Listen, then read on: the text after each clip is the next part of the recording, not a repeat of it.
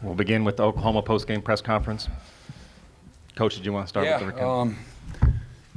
Just want to say, first of all, just congratulate Arizona and Coach Fish and their team. They've had a fantastic season. They played their guts out today and certainly deserved to win. I'm really proud of our football team, and I'm so thankful for all of you guys up here. Again, the guts, the fight, the belief, the commitment, your body of work, the young men that you are, just amazing people. Fantastic football players, but amazing people. Got everything that we could out of this group of guys, and you guys have led the way. And we squeezed all the juice out of it we could squeeze. And so I'm just want to say how thankful I am for all of our players and these guys as leaders of the team, and I'm disappointed for them that we couldn't do a few things a little better to have a chance to win, and we certainly it was a heck of a game and came out on the wrong end of it, but doesn't take away, again, how amazing these guys are, the type of team that I believe that, the season that we had. Sure, there's some disappointment, but there's a lot more to be thankful for than not. So, Drake is, the one senior that's up here, man, this is a guy that he's made every person in the Oklahoma program better. And man, you've enriched all of our lives, man. You've we're thankful, man. What the amazing example that you've been. You've been an amazing player. But how you do what you do, man, it's you're that dude. So, man, I just want to say thank you, man. I love you and all you guys, man. The guys playing, banged up, and Jackson had many things tonight that was just fantastic. He's gonna have an amazing future, and we got to be a little better around him to help him. And I don't want to speak the obvious, but and obviously, you're not going to win when you lose a turnover margin 6-1. That's the name of the game. But again, doesn't take away the type of season and the type of men that we have, and then what our future looks like. Thank you. Raise hands. Mike Holmes will come. Go to second row. Please direct your question specifically to player or coach. This is for Danny. Danny, after the game, you talked to Jackson a little bit and basically said something to the fact of, you're all in with him going to the SEC as the quarterback. Kind of take us through your thought process on why you decided to tell that to him after the game. I mean, it's obvious. Jackson's a baller. We have full faith in him. First career start, he played his heart out.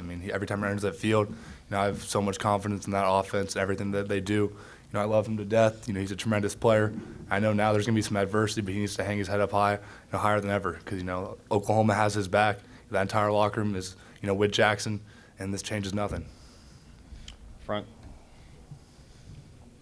Sort of a similar question for you, Brent. I noticed late in the game you were talking to Jackson, I think, when Arizona went up there. Just what were your words to him in that moment, and also just throughout the game, especially early when he had that shaky start? We got your back. Don't throw late. Across the middle. And can't go broke taking a profit. And you don't have to try to win the game, all in one play. But not that he did.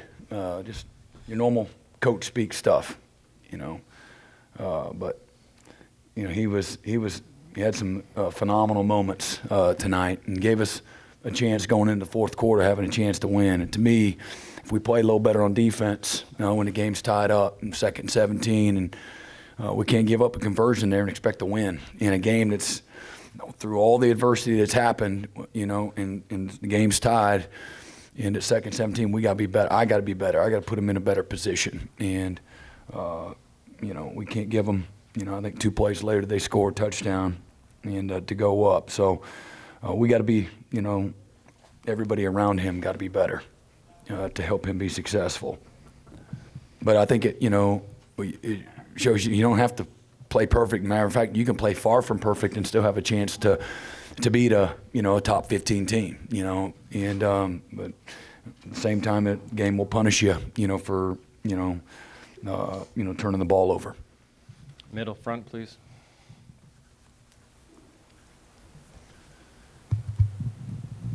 Ryan Aber from the Oklahoman. Jackson, I know it's really soon after the game, but what do you feel like you learned tonight, especially from the way that the game started and the way you were able to settle in after that until the end? I'd say just to battle through adversity. Our team chaplain this morning, that was the main focus was battling through adversity because it's going to strike at some point, and it did tonight. And, obviously there's things I want back tonight, but just learn to keep my head up and just keep on playing through it no matter what. It's something I take away from tonight. Front, please.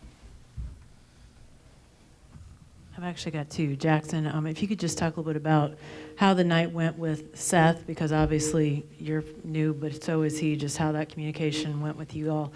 And then Brent, I'm wondering, Jackson dropped back 50 times, threw 45 passes. You guys hadn't attempted that many passes. Was this just a night to see what you got in this guy and the offense moving forward? I loved what Coach Luttrell and Coach Finley did tonight. I've got the utmost confidence in them that they're going to call a great game, and I believe they did. Those mistakes were on me. I'm going to take the full blame for that. I've just got to be better. I thought they put me in great positions to win tonight, and just lack of execution was the problems that we had tonight. I thought we had good balance, running and throwing, and had a lot of opportunity throwing the ball, threw it well, a lot. And so I think some of that was there. And then some of it's RPO world, and that's just decision by the quarterback, whether he pulls it out of the belly or not. And but I thought we had really good balance, hard to stay in rhythm when you have some of the things that were happening, maybe whether it's penalties or, again, turning the ball over, but we continued to fight together, and defense responded several times, and offense would come right back, and that's what I love. Is just even in moments of adversity or things gone dreadfully wrong, we continue to respond, and both sides of the ball, but especially on offense and with Jackson as the leader, just what he said. The chapel service today was about handling adversity. When you got the right stuff, it's just second nature, and he does. Shouldn't be a surprise to anybody, but it's certainly not for us. Back middle, please. James Hale, CBS Sports Radio in Oklahoma City. Brent, you ran a little bit of a different look today in defense tonight. Could you talk about that and how it went? And Drake, if you could talk about the fight that you guys had. It's one of your biggest attributes is you just always fight until the last whistle. You have a new quarterback things, but you guys always look like you were fighting. And so, Brent, if you could tackle that, then Drake. Again, we just thought that the style of their offense, really good at skill. They're either going to 7-man, 8-man protect and not let your 4-man rush get there if you're rushing 4. Or their big screen game and then shot game down the field. So just thought that having a little more speed on the field would be important. This is a really athletic offense and really, again, good skill. And again, we give you a little more variety in coverage and things of that nature. And so some of it was really good, some of it not so good. I think there was some disruptiveness that took place. I think we had 5 sacks and 11 tackles for loss, and again, we got to get off the field a couple of other drives, but I thought there was some good stuff that came out of it. Yeah, just to speak on the fight of, you said the offense, or just the whole team in general. I'd say, in the end, we're a reflection of our head coach, and that starts in the off season and off season training, and you know who you got, and like he said, we just got guys that have the right stuff, and those are intangibles that can't be taught. That's in you or it's not, and we got guys with that. And if there's time left on the clock, we're fighting, we're clawing, we're trying to win. And if there's time on the clock, you got a chance. And I think when you get a group of guys like that, you're going to win a lot of games. And the ones you don't, they're going to be close. And we came up short tonight. We didn't make enough plays to win, but we're never going to stop fighting. Front middle, and then second row.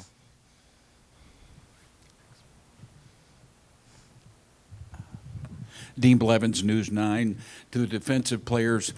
Guys, it seemed like it was either feast or famine. You know, they got off to such a good start, but then for much of the game, he just throttled them. I mean, it was like 520 yards to 2-something for so long, and then they were able to spurt.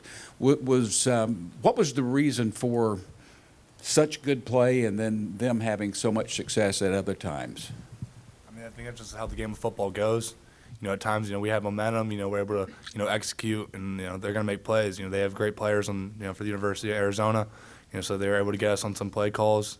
You know, it's a game of chess. You know, we had them there. They had us, you know, sometimes. But, you know, I love the fight that the defense showed. You know, every single time, you know, they made a play, we were hustling, you know, kept fighting, kept clawing, like what Drake was implying. And I love the fight this whole entire team has. Billy, do you want to follow up? I feel like we did a great job preparing for Arizona. I feel like our coaches put us in the right stuff. I just feel like tonight Oklahoma beat Oklahoma, and if you do that, you can't expect to win. So I feel like we did a good job putting them behind the chains. We just got to find a way to get off the field. Second row, please. Brent, you've been around the program long enough to know the build-up, especially for the quarterback position, and the tendency to parse everything that he does every game. And when you get a guy as anticipated as Jackson, there's going to be a tendency to go one way or the other tonight based on this one performance. Your reaction to the possibility of that occurring based off just one game sample size? Of what's going to just... The fact that there's just so much anticipation for a quarterback at Oklahoma, just period. But then when you get someone like Jackson, who's such a highly regarded kid, everyone's been waiting for this night.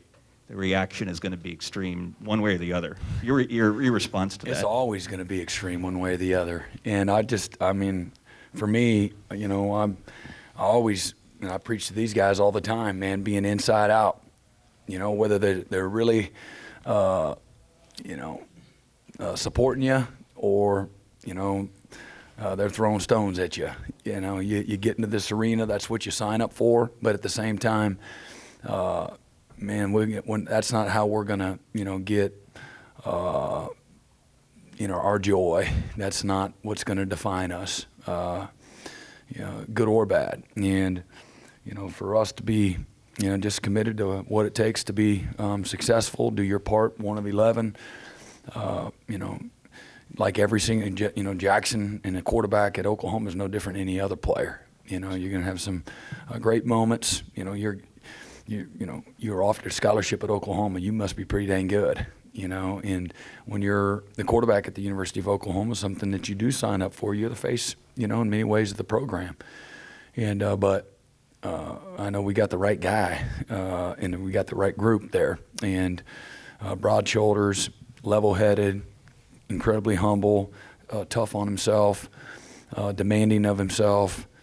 I don't ever worry about him having success and going to his head, and I certainly don't worry about, you know, if he's, you know, fragile or a head case. You know, this is a strong dude that's very process-driven. He's very committed. He's relentless with his work ethic, and he'll bring out the best in everybody. He's a great, great leader and incredibly skilled, and so, you know, many ways we had a chance to, you know, going into the fourth quarter, win the game, you know, in his debut against a, you know, a top 15 team. And if we're, you got to, you know, hold on to the ball or, you know, get off the field on 2nd and 17. It's a team game, and everything matters. So, you know, we had a chance going into, you know, the last half of the fourth quarter to a chance to win the game. So that's a lot of credit to all the great things that Jackson and the team did as well. Final question up front. Yeah, for Gavin, how physical was the game? And did that have anything to do with the 3 fumbles? You guys, interceptions happen in modern football, but fumbles are generally, you know, the result of physicality. Yeah, no, Arizona was a great team, and, you know, they played hard, they played physical, and it's something that we knew watching film, that they'd be physical, but we got to take care of the ball. And you know, that starts with, you know, drills at practice, making an emphasis to take care of the ball. And, you know, like Coach Venables says, you know, you can't win, you know, with the game with 6-1 turnover battle. So just got to be able to take care of that ball, and that's the key to the game. So we just got to be better in that aspect. Thank you very much.